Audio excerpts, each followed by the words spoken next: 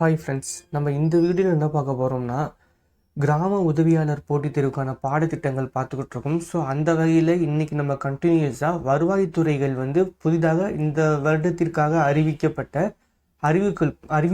புதிய அறிவிப்புகள் என்னங்கிறத தெரிஞ்சு வைக்க போகிறோம். ஸோ ஃபஸ்ட்டு பார்த்தீங்கன்னா புதிய திருவோணம் வருவாய் வட்டம் உருவாக்கப்படும். ஸோ புதிதாக ஒரு வருவாய் வட்டம் உருவாக்குறாங்க. எங்கன்னு பார்த்தீங்கன்னா தஞ்சாவூர் மாவட்டம், வருத்தநாடு மற்றும் பட்டுக்கோட்டை ஆகிய வட்டங்களை சீரமைத்து, அதாவது புதிதாக சீரமைத்து திருவோணம் என்ற பெயரில் வருவாய் வட்டம் உருவாக்கப்படுறாங்க. ஸோ அதுக்காக ஆகப்பட்ட செலவு பார்த்தீங்கன்னா 7.5 கோடி. அந்த மதிப்பீட்டில் திருவோணம் வருவாய் வட்டம் அப்படின்னு சொல்லிட்டு தஞ்சாவூர் மாவட்டத்தில் உருவாக்கப்படும் அப்படின்னு சொல்லிட்டு அறிவிச்சிருக்காங்க முதல் அறிவிப்பாக. ஸோ இரண்டாவது அறிவிப்பாக பார்த்தீங்கன்னா வானாபுரம் வருவாய் வட்டம். ஸோ இது எங்கன்னு பார்த்தீங்கன்னா கள்ளக்குறிச்சி மாவட்டம், சங்கராபுரம் வட்டம். ஸோ அதை சீரமைச்சு புதிதாக வானாபுரம் வருவாய் வட்டம் அப்படின்னு சொல்லிட்டு புதிதாக உருவாக்கப்படும் அப்படின்னு சொல்லியிருக்காங்க. ஸோ நெக்ஸ்ட் பார்த்தீங்கன்னா சிறப்பு வட்டாட்சியர் சமூக பாதுகாப்பு திட்டம் பணியிடங்கள் 4 வட்டங்களில் புதிதாக தோற்றுவிக்கப்படும். ஸோ அது என்னென்ன அப்படின்னு சொல்லிட்டு கீழே கொடுத்துருக்காங்க. சென்னை மாவட்டத்தில் உள்ள மாதவரம் வட்டம், கடலூர் மாவட்டத்தில் குறிஞ்சிப்பாடி, கரூர் மாவட்டத்தில் கடவூர் மற்றும் நாமக்கல் மாவட்டத்தில் கொல்லிமலை. ஸோ இதெல்லாம் பார்த்தீங்கன்னா இந்த வருவாய்த்துறை அறிக்கைகள் மற்றும் இந்த அறிவிப்புகள்லாம் பார்த்தீங்கன்னா, ஸோ இது கூட உங்களுக்கு கண்டிப்பாக கேட்குறதுக்கு வாய்ப்பு இருக்குது. உங்களுக்கு எஸ்ஏ பேசிஸ் கொஸ்டின்ஸ் அப்படிங்கிறதால ஸோ இதை புதிதாக இந்த பட்ஜெட்டில் வருவாய்த்துறை இந்த டிபார்ட்மெண்ட் மூலமாக அறிவிக்கப்பட்ட அறிவிப்புகள் என்னென்ன அப்படின்னு சொல்லிட்டு உங்களுக்கு ஒரு எஸ்ஏ மாதிரி கேட்டாங்கன்னா, ஸோ இப்போ நம்ம பார்த்துட்டு இருக்கிற இந்த 21 பாயிண்ட்டுமே உங்களுக்கு யூஸ் ஆகும். ஸோ நீங்கள் இதை நல்லா படிச்சுக்கிட்டீங்கனாலே போதும். அதாவது இந்த பேசிஸில் கொஸ்டின் கேட்டாங்கன்னா உங்களுக்கு இதை நீங்கள் ஒழுங்காக படிச்சுக்கிட்டீங்கனாலே போதும். ஸோ நெக்ஸ்ட் அறிவிப்பு என்னென்னு பார்த்தீங்கன்னா மாவட்டங்களில் 274 கிராம நிர்வாக அலுவலர் பணியிடங்கள் நிரப்பப்படும். அதாவது வேக்கண்ட்டாக 274 விஏஓ போஸ்டிங் இருக்குன்னு இருக்காங்க. ஸோ அது இந்த 2022-23 காலகட்டத்தில் ஒரு அறிவிப்பாக கொடுத்துருக்காங்க. ஸோ பழுதடைந்த நிலையில் உள்ள 10 வட்டாட்சியர் அலுவலக கட்டிடங்களுக்கு புதிய அலுவலக கட்டிடங்கள் கட்டப்படும். பழுதடைந்த நிலையில் உள்ள 50 வருவாய் ஆய்வாளர் அலுவலகத்துடன் கூடிய குடியிருப்பு கட்டடங்களுக்கு புதிதாக கட்டடங்கள் கட்டப்படும் அப்படின்னு சொல்லியிருக்காங்க. ஸோ நெக்ஸ்ட் பார்த்தீங்கன்னா நாகப்பட்டினம் நகராட்சி நம்பியார் நகரில் பேரிடர் மீட்பு மையம் அமைக்கப்படும். ஸோ இது பார்த்தீங்கன்னா டிசாஸ்டர் மேனேஜ்மெண்ட் சொல்லிட்டு பார்த்தோம்னா நம்ம லாஸ்ட் வீடியோவில். ஸோ இதில் பேரிடர் மீட்பு மையம், ஸோ அந்த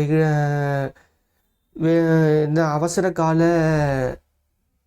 உதவி மையம், ஸோ இந்த இடர்பாடுகள், இந்த இயற்கை இடர்பாடுகள், ஸோ இந்த மாதிரி காலகட்டத்தில் உதவுறதுக்காக பேரிடர் மீட்பு மையம் எங்கே உருவாக்கப்படும்னு சொல்லியிருக்காங்கன்னா நாகப்பட்டினம் மாவட்டம் நம்பியார் நகர், ஸோ அந்த பகுதியில் உருவாக்கப்படும் அப்படின்ட்டு இருக்காங்க. ஸோ நெக்ஸ்ட் அறிவிப்பாக என்ன சொல்லியிருக்காங்கன்னு பார்த்தீங்கன்னா மாவட்ட அவசர செயல்பாட்டு மையம் நவீனமயமாக்கப்படும். மாவட்ட அவசர செயல்பாட்டு மையம் நவீனமயமாக்கப்படும் அப்படின்ட்டு இருக்காங்க. ஸோ நெக்ஸ்ட் அறிவிப்பு பார்த்தீங்கன்னா தமிழ்நாடு தீயணைப்பு மற்றும் மீட்பு பணிகளுக்கு உபகரணங்கள் வாங்குதல் மற்றும் பணியாளர்களுக்கு சிறப்பு பயிற்சி அளித்தல். அடுத்தது 10வது பாயிண்ட் பார்த்தீங்கன்னா தமிழ்நாடு பேரிடர் மீட்பு படையின் திறன்களை மேம்படுத்த மீட்பு வாகனங்கள் வாங்கப்படும். ஸோ நெக்ஸ்ட்டு பேரிடர் தொடர்பான பயிற்சி தேவைகளை பூர்த்தி செய்யும் வகையில் அண்ணா நிர்வாக பணியாளர் கல்லூரியில் செயல்பட்டு வரும் பேரிடர் மேலாண்மை மையம் பேரிடர் மேலாண்மைக்கான சிறப்பு தகுதி மையமாக தரம் உயர்த்தப்படும் அப்படின்ட்டு இருக்காங்க.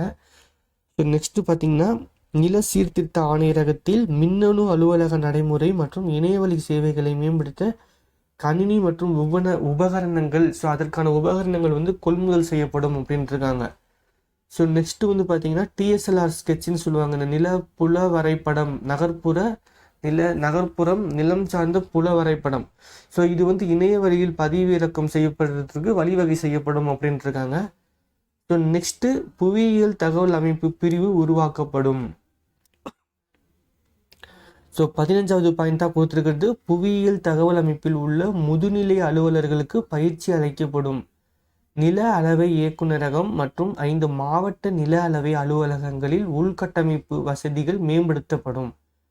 17வது பாயிண்ட் நாமக்கல் மாவட்டம் ராசிபுரம் வட்டம் ஸோ நாரை கிணறு கிராமத்தில் அரசல் நிலவரி திட்டம் மேற்கொள்ளப்படும். ஸோ நிலவரி திட்டம் இது வந்து ஒரு முக்கியமான இது என்னன்னு தெரிஞ்சுக்கோங்க. நிலவரி அப்படிங்கிறது வந்து என்னதுன்னா தரை வாடகை அப்படின்னு சொல்லுவாங்க. ஸோ இந்த தரை வாடகை வந்து இப்போ ஒரு குடும்பத்துக்கு கொடுத்துட்டாங்க அப்படின்னா கண்டிப்பாக வந்து அந்த நிலத்திற்கான பட்டா வந்து வழங்கப்படும். ஸோ இது வந்து ஒரு முக்கியமாக தெரிஞ்சுக்க வேண்டிய விஷயம் இது. இது நிறைய பேருக்கு தெரிஞ்சுக்கிறதுக்கும் வாய்ப்பு இருக்குது. ஸோ தெரியாதவங்களுக்காக சொல்கிறேன். நிலவரி அப்படிங்கிறது வந்து வசூல் செய்ய ஆரம்பிச்சிட்டாங்கனாலே ஸோ அந்த தனிப்பட்ட குடும்பத்துக்கு வந்து பட்டா வந்து வழங்கப்படும். ஸோ அது வந்து ஒரு நல்ல விஷயம்தான் இது. ஸோ தெரிஞ்சுக்கோங்க இது. ஸோ இந்த நிலவரி அப்படிங்கிறது வந்து நம்ம யாருக்கு செலுத்துவோம்னா வருவாய்த்துறைக்கு செலுத்துவோம். ஸோ மற்றபடி வந்து இந்த கூரை வரி, தண்ணீர் வரி, தொழில் வரி, ஸோ இதெல்லாம் வந்து முனிசிபாலிட்டி, அதாவது நகராட்சியாக இருந்தால் நகராட்சிக்கு செலுத்துவோம், ஊராட்சியாக இருந்தால் ஊராட்சிக்கு, ஸோ இந்த மாதிரி செலுத்துவோம். இந்த தரை வாடகைங்கிறது வந்து நம்ம வருவாய்த்துறைக்கு செலுத்துவோம். ஸோ அதனால் நமக்கு அந்த தரை வாடகை வசூல் செஞ்சாங்கனாலே நமக்கு அந்த பட்டா வழங்கிய இடத்துக்காக மட்டும்தான் தரை வாடகை வசூல் செய்வாங்க. ஸோ அடுத்தது பார்த்தீங்கன்னா கடலூர் மாவட்டம் நெய்வேலி நகர்பகுதியை சுற்றியுள்ள விஜய மாநகரம் மற்றும் புதுக்கூரைப்பேட்டை கிராமங்களில் அசல் நிலவரி திட்ட பணிகள் மேற்கொள்ளப்படும். ஸோ 19வது பாயிண்டாக என்ன கொடுத்துருக்காங்கன்னா நகர்ப்புறங்களில் வருவாய் பின்தொடர் பணிகளை விரைவுபடுத்த புதிய மென்பொருள் உருவாக்கப்பட்டு நடைமுறைப்படுத்தப்படும். ஸோ நில ஆவணங்களில் தரவுத்தளங்கள் புதிக்கப்பட்டு நகர்ப்புற குடிமக்களுக்கு இணையவழி பட்டா வழங்கிடும் வகையில்.